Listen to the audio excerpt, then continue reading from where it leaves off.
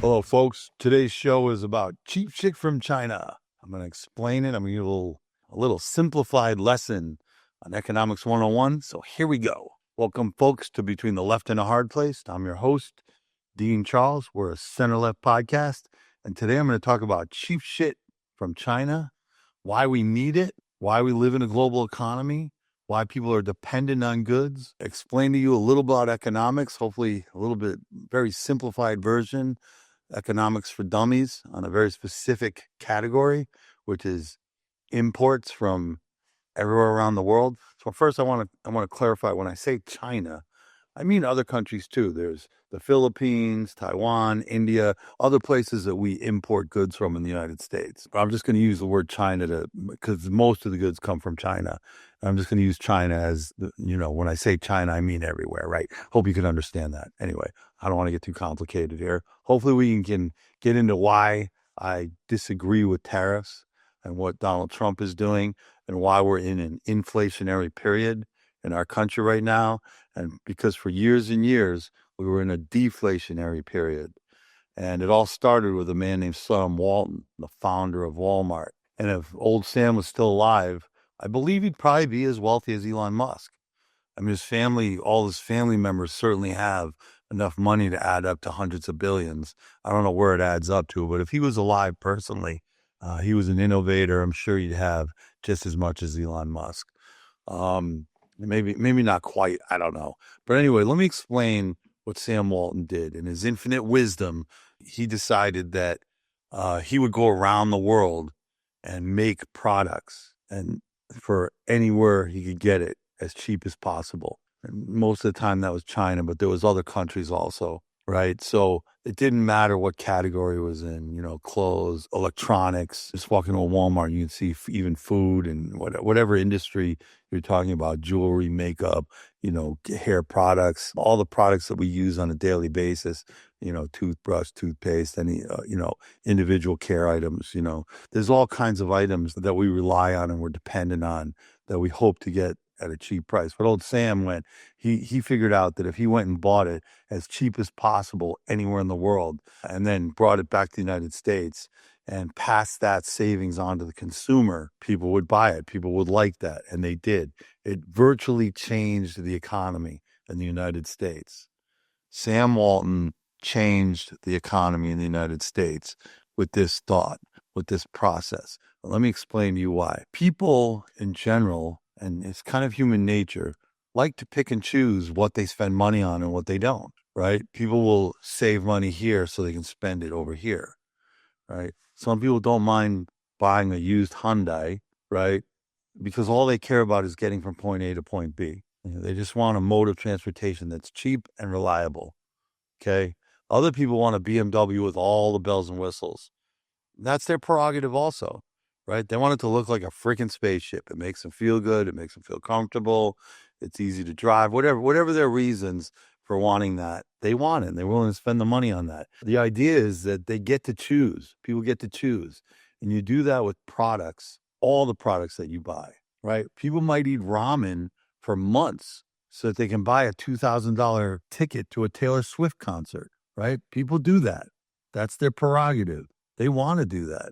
This goes with all the products that are made, whether it's hair care products or, shampoo, toothpaste, baby clothes. Let's talk about baby clothes because people are dependent on those little, item that people that have babies are dependent on, like those little onesies, for example. Obviously, there's a lot of products that are sold for babies, but those little onesies that you button over, you snap over the shoulders and you snap around the diapers, right? Those are cheap products that babies can wear every day.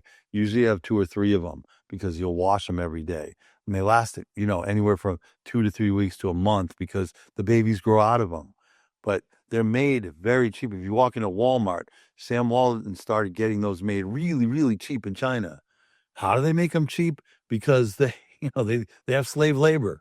Let's be blunt. And labor costs are really, really cheap in China, right? So they're able to make this stuff, right? But people are dependent on those onesies because the kids grow out of them really fast and you have to get new ones. So whether they're $1.50, $1.99, or $5 is a big difference to people, right? When you add tariffs into this stuff, the price starts to go up, puts us in an inflationary period. I always say this, I've had this debate with economists, how Sam Walton came along, he put us in a deflationary period because, we started having goods that were cheaper and cheaper. The price of daily consumption goods were going down. And you had other stores that opened up, Target, Best Buy, Home Depot. All these mass merchandise started coming in at the same time, all the way down to 99-cent store, Family Dollar, Dollar General. These are stores that keep bringing the price of goods down, right? So people had a choice. People had a choice whether they wanted to spend money here and spend more money here, less here, more here, that you could pick and choose. And there's all kinds of products and tchotchkes that people use. You want a $70,000 watch or you want a $5 watch? Because you could have either. And it's your prerogative, and whether you want an expensive watch or a cheap watch, right? You can say that about so many things. Hair scrunchies, right? They're cheap. If you buy them from China, you get a whole big bag of hair scrunchies that women use every day, right, for their hair for $3, or with tariffs and stuff, and those $3 hair scrunchies are probably 5 or 6. It's a big difference to people. Or you could buy $50 hair scrunchies if you want, but that's your prerogative. Where do you want to save money? Where do you want to spend money? That's what people do. So let me explain to you some of the mechanics of making items in other countries like China, right? Say it doesn't matter what the product is. Just say it's a widget, right? You're making a widget in China, right? So they produce the widget for a certain price. The labor costs are really cheap, right? So for the widget, and materials you need to make the widget are also cheap there. So they're making it with cheaper labor costs and cheaper material costs, right? And probably cheaper rent for their factories. Everything's cheaper, right? So then once it's made in the factory, it has to be shipped to their ports. So you still have to pay for shipping to the port, right? Then at the port, it has to be loaded onto the cargo ships, which is another expense. And then it has to be shipped all the way to the United States, where it enters another port here in the United States. And there's costs of entering another port. Then it either gets on, another truck or a train and shipped to the destination, wherever that might be. Walmart might ship it to some of the distribution centers, or they might ship it to the stores directly. And a lot of the stores, have different ways of how their distribution works. But it all costs money, is my point. And it's still cheaper to get it in China than it is to make it here. I'm explaining this, but it's a very simplified explanation of how it works. But with all that goes into it, it's still cheaper. When I was a kid, my mom we used to go through a lot of tuna fish. I don't know why. Our family ate a lot of tuna fish, and it was really good. I liked tuna fish in those days. And my mother would make tuna fish casseroles and tuna fish sandwiches and all kinds of stuff with tuna fish. So anyway, she would go to all the stores. She'd look around for who had the cheapest tuna fish, and she'd buy it by the case, so that because we I don't know, we just ate a lot of tuna fish. It was cheaper, but it was really good. In the last 15 to 20 years, I've said tuna fish doesn't taste as good. I don't know why, but when you buy it in the can, from the name brands, it just doesn't taste as good anymore. And I always wondered why, but I figured out why. Now I understand why.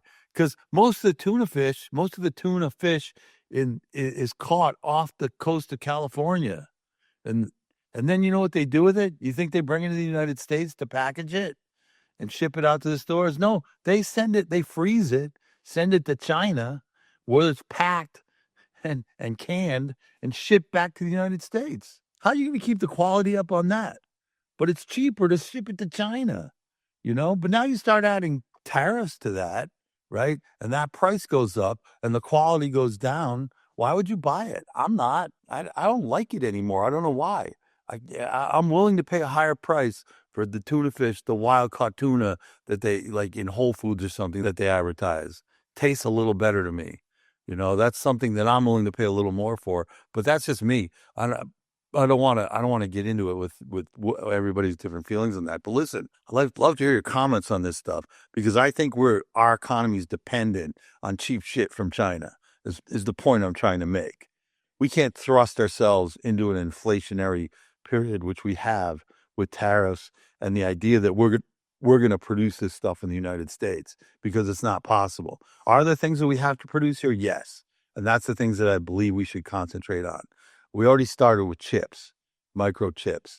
Biden put together the CHIPS Act, and we now have plants being built and being processed here making microchips because we can't be dependent on Taiwan.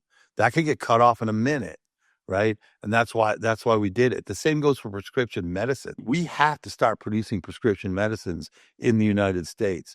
And these are the things we need to concentrate on, in my opinion. People are dependent on drugs to live. I'm not a doctor, but I know diabetes and thyroid, people on thyroid medicine. If you don't have a thyroid that functions and you don't have thyroid medicine, you die in like 3 days or something. But with thyroid medicine, you live forever. I don't know. I'm not a doctor, so this is what I've heard. This is kind of what I know from friends and family members. There's a million other drugs that we're dependent on here also. I mean, I know if you crash, get into an accident, and you go to the ER and you need, emergency surgery, if you get injured or something, the amount of medicine that goes into, surgery, whether it's anesthesia medicine, and then the medicine, antibiotics and medicines that you need to, function afterwards. I mean, we're dependent on that stuff here in the United States. If it got cut off, we'd be screwed. People would die. Lots of people, millions probably, would die if our supply chain of medicine got cut off. Well, that's something that needs to be manufactured here in the United States, and we need to concentrate on that, and we need to focus on that here in the United States. That's my opinion. I'd like to hear yours. Comment below and tell me what else needs to be made here. I don't believe a lot of the inexpensive tchotchkes that everyone buys needs to be manufactured here in the United States. And we're not gonna be able to make it in a way that can compete. The only time we can manufacture, things spontaneously in the United States is if there's big demand. When there's big demand for stuff, people will open up manufacturing plants here in the United States to fill that demand. I've seen it happen over and over again. And, because if you are going to order from China, it's going to take time. Can't happen instantly, right? It's going to take 2-3 months minimum. So if there's a big demand for something, we will produce it here because people are willing to pay for it. I mean, you understand that, right? If you're gonna spontaneously manufacture something in the United States, people are gonna have to pay a higher price for it. So that means it's really in demand, right? There's other things that are in big demand in the United States. Like, I'll give you another example in clothing, because that's sort of the industry I know the best anyway, but the yoga pants that women wear. I see, if you look around, women are wearing, all kinds of yoga pants. There's the really high-end yoga pants, and I don't know. I don't really notice the difference myself, but that's just me. I think other people do, like Lululemon. But you could buy really cheap, stuff that's made here in the United States, where because it's in such demand that they can get the materials and have it done, in sweatshops here in the United States. And yes, there are sweatshops here in the United States too for things like that are in demand, where they're paying people cheap labor to produce it. But it can be produced here in that manner. And I know there's a lot of people that object to that kind of stuff. There's a lot of people that object to slave labor in general, but those same people still buy things. It kills me because they'll object openly about it, and then yet they'll still go buy it themselves when they need to spend less money, they'll do it. That's just the way people are. But we people want to be able to prioritize what they want to buy in this country. Do you want to go to the 99-cent store or Dollar General, Family Dollar, those stores to buy stuff, some of the things that you need on a daily basis and pay cheaper so that you can have enough money? NFL football game, maybe, whatever it is you choose. We do prioritize entertainment in this country. There's no question about it. The United States, we prioritize entertainment. It includes sports and entertainment. That's what we prioritize here. We're willing to pay. We're willing to pay for this. It's really expensive to go to any major league sporting event: football, basketball, baseball, hockey, concerts, movies, whether it's Broadway shows. It's all expensive. Even going to Vegas and going to shows in Vegas, whatever it is, it's expensive. You know, when people do come up with cheaper forms of entertainment, people flock to it too, especially if it's really good. You know, you can tell, like the Savannah Bananas as a good example. I don't know if you know who the Savannah Bananas are, but I certainly do. I've seen them. They give a form of entertainment, baseball. They playing baseball, but it's a level of entertainment that actually is pretty entertaining, and it's cheap. You know, it's inexpensive, and people flock to that because it's inexpensive, entertaining. But we do prioritize entertainment in this country over, say, police and teachers and stuff like that, which is, something we can talk about also. But I want to hear what you guys have to say, because this is where President Trump and I diverge. I don't believe in the tariffs, right? I think we're an economy dependent on cheap shit from China. That's what we become. Sam Walton changed the game. And that's where we are right now. That's where we've been. And people are kind of fighting back against what Trump's doing because they want that economy. This is the economy people want. They want to be able to pick and choose what they can buy cheap and what they want to spend money on. That's the economy people want. And tariffs changes that game. And, everybody picks and chooses when to spend money and when to save. That's just the bottom line. That's what people want. Tariffs change the game. They drive up prices. They create inflation. And I don't believe we're ever going to be able to manufacture some of those products in the United States at a price that people are going to be okay with. And we do need a global economy. Not for everything, not for the important stuff. The important stuff needs to be made here, and that's what we need to focus on. But all the rest of this stuff, I think that we become dependent on it. That's just the way it is. And I hope people understand. I hope I don't know if you agree with me or disagree, but let me know. This is something I don't think America can go. The tariffs aren't something America can go forward with. It's going to backfire.